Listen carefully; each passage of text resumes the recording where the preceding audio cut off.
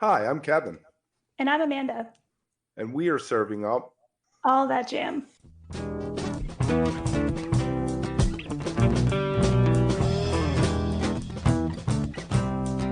All That Jam, Quick Hit.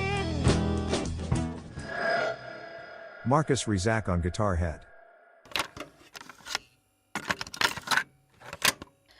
So, Marcus, how you doing? I'm great. I'm a little worn out. I've just got back from being on the road for about 4.5 weeks, Mhm. so I'm feeling great.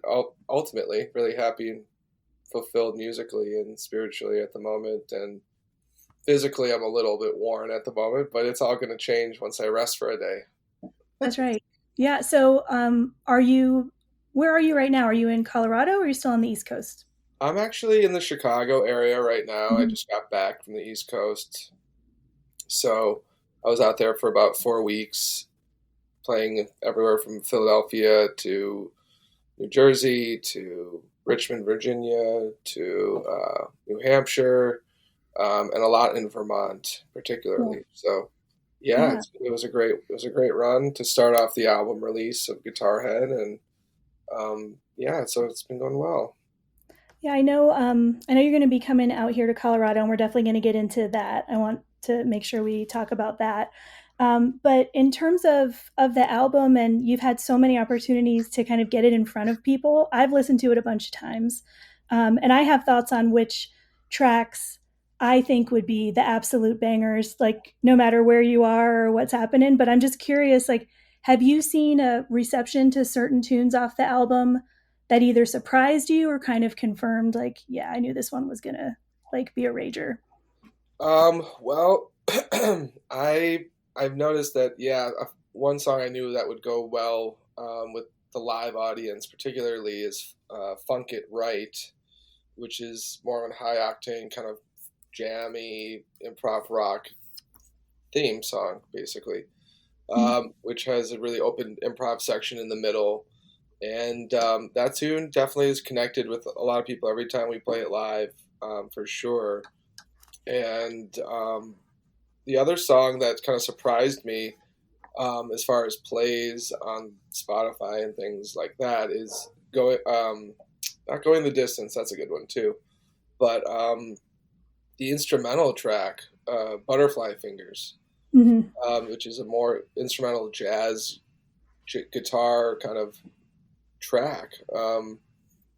So that one has been getting the most kind of action lately, as far as plays, which is surprising because it's instrumental and Yeah, it's jazz. So it's smaller, beautiful. but I yeah. mean, it's a beautiful song, and I love its placement on the album. It's like a little palette cleanser, kind of before, after like the energy, Mm, and like that bluesy rock, just all the stuff that kind of leads up to it. It's like, okay, it's kind of a great placement for thank it. you. So, like, That you picked up on that for sure. Yeah, I thought it would be a nice, like, flow right there. yeah, Thank you for yeah, noticing that. totally. So I know that you've got this album out, and I'm so curious just because of, the way that you put together the tours and the shows, kind of bringing in people. I want to talk about the recording of the album itself and how that works in terms of, like, do you know ahead of time who you want to have with you recording? Like, what are the ins and outs of that? Because I'm sure there's a ton of logistics when you're bringing in like multiple people, that are coming from maybe different locations and different bands. Like, how does that work for you? Well, it kind of depends on the time and space that I'm in at the point, but Mhm.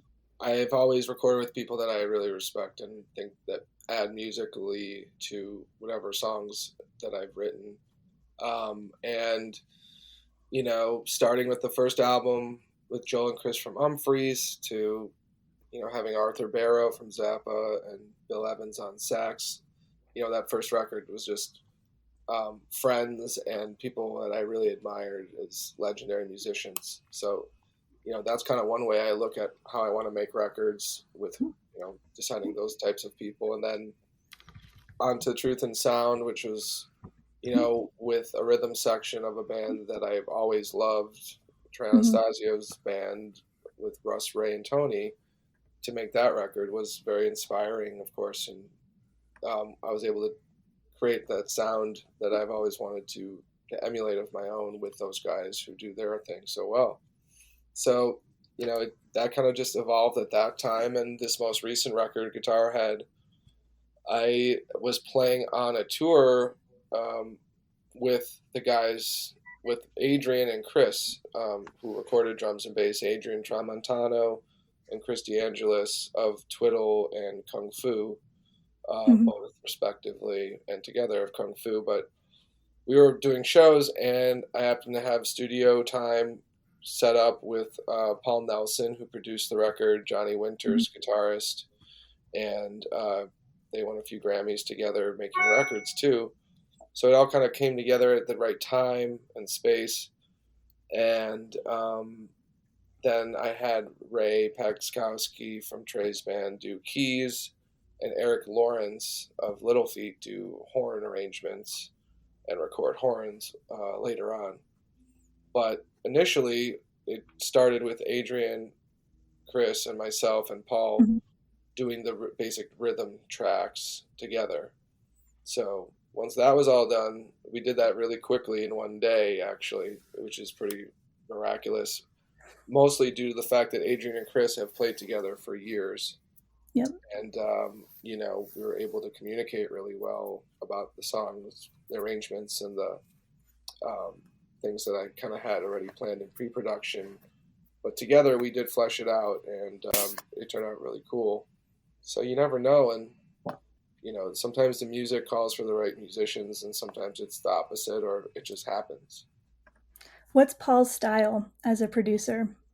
I'm so curious, just given his work and what he's done in the past. Like, does he have a particular way of doing things?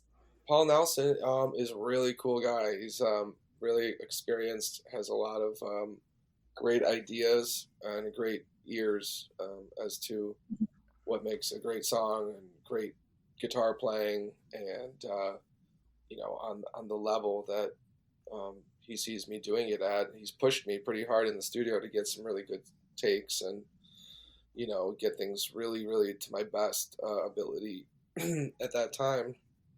So Paul's style is like, he's a blues guitarist.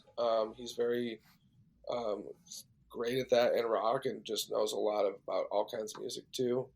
But his approach is very, very supportive, but also very direct and very, he just knows what he's hearing type of thing. And I like that because I'm the same kind of way. So we, really worked well together on getting stuff done. And he's a great dude. He tours a lot too. And we talk a lot, and he's following everything I'm doing, and we'll maybe get on stage together one of these days too. It's going to happen. So. Yeah, totally. Kevin, did you have something? No, go ahead. Okay.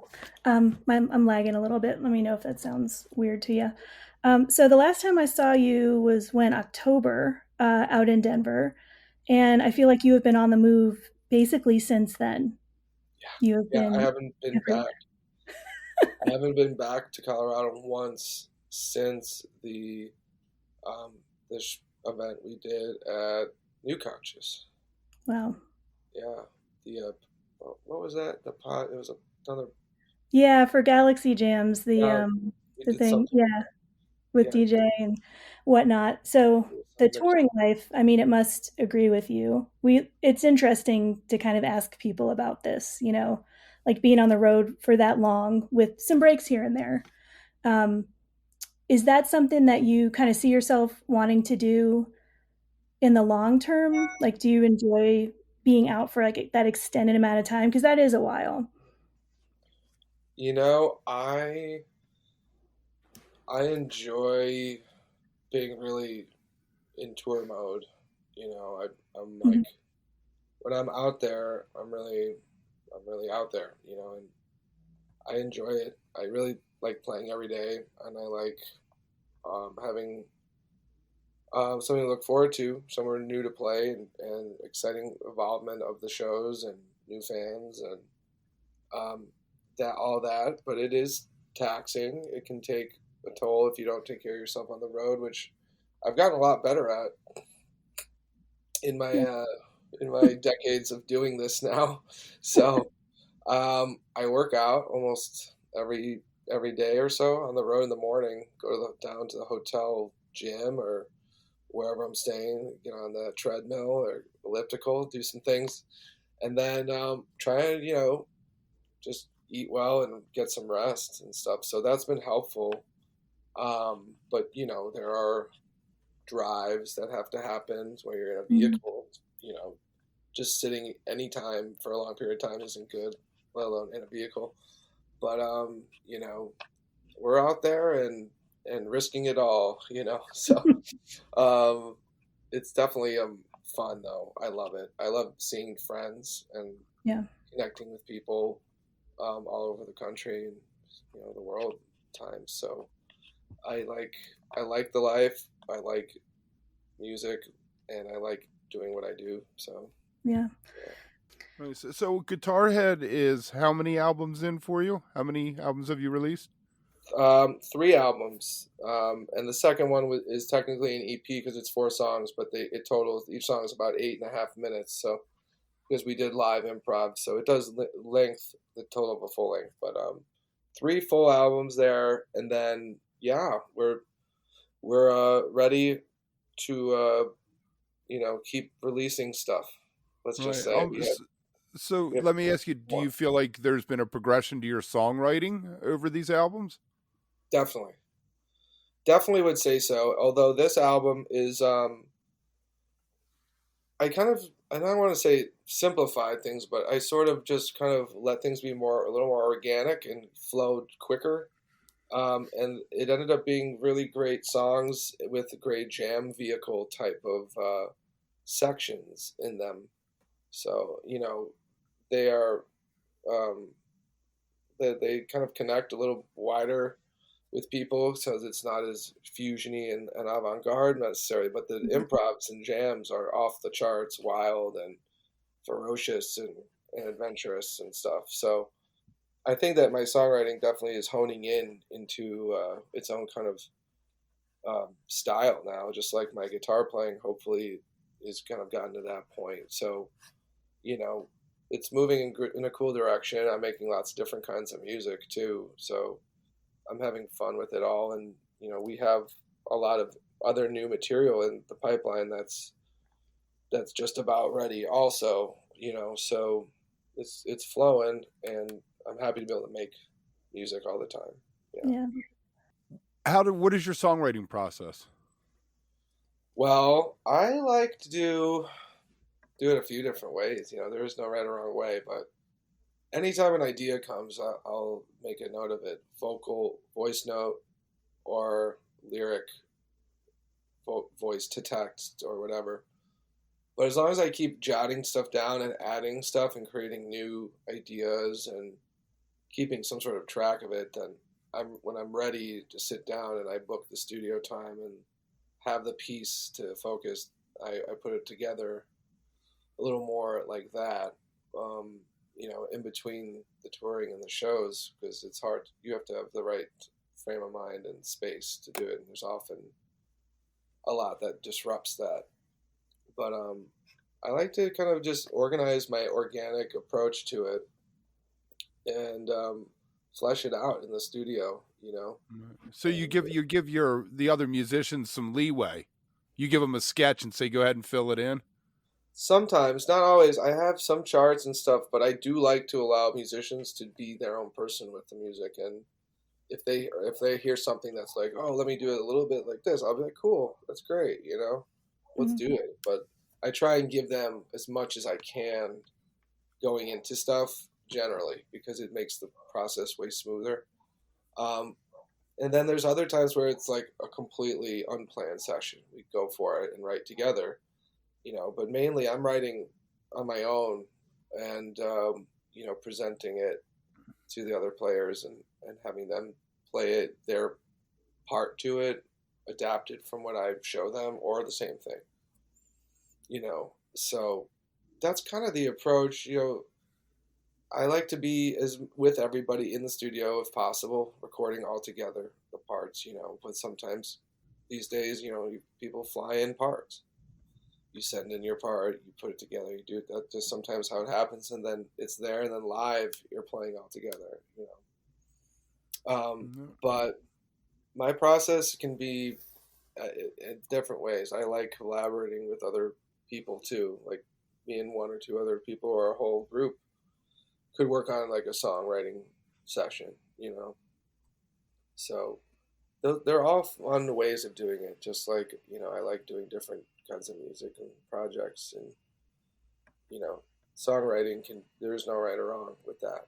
So, but my approach is definitely take my ideas, get them down, at least organized in some way, and then sit there and like read it over and be like, oh, like, this is where I was going with this, and kind of hone it in. You mentioned, Or if I play a lick or a riff or something that's like cool, I'll be like, oh, this is good, and then I'll write to that. So like so many ways. Yeah. And I feel like you mentioned a couple minutes ago that you might be working on some other stuff. I mean, you're still touring to support Guitar Head, but do you have plans like coming into the rest of this year to release anything, or is it more going to be like touring in support and maybe some recording? Yeah, well, I haven't really talked about this much, so it's an exclusive thing. Hey. I do have a lot of other songs already written and recorded and basically mixed. So there's about at least 10 more in the pipeline right now, if not more, that are going to be released later this year, most likely. Putting out a bunch of stuff, but yeah, I've got a bunch of new things too. So the stuff just keeps coming, basically. Same band. Same band you've been playing with on this new stuff? Different band. Different band. Different band. Slightly different genre, style. Of course, that's just the way I am. Like, still me on guitar, but different stuff on it. If you are enjoying All That Jam, please like and subscribe to our social media channels at All That Jam Pod on Twitter, Instagram, and Facebook, or visit our website, allthatjampod.com. Make sure to sign up for our email list and tune in every week for new episodes. Also, look for full interviews on our YouTube channel. And remember, stay beautiful, but don't stay underground too long.